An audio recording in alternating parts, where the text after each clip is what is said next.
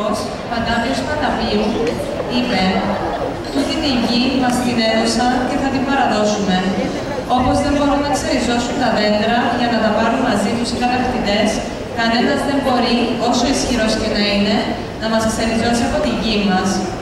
Η Αγγέλα Γιάτσου θα μας κάνει μια μικρή εισαγωγή για τους εγκλωβισμένους και θα ακολουθήσει έναν ανάγνωσμα από τη Μαριλένα Στεφανίδη και Καστίνα Μουλή, μια κατάθεση ψυχής γραμμένη από τον κύριο Ανδρέα Χατζά.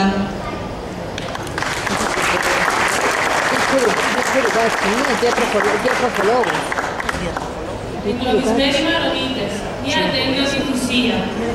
Οι άνθρωποι που έδωσαν τον δικό τους αγώνα. Ένα αγώνα δύσκολο, σκληρό και αντισόπιτο, γεμάτο πίκρες και θυσίες.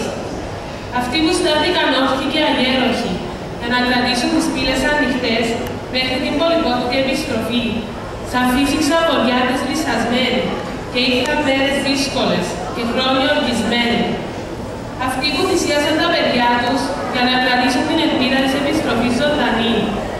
Αυτοί που σχεδόν όλοι έφυγαν από τον κόσμο τούτο καταπονημένοι από τον καημό του αποχωρισμού της γενέθλιας γης.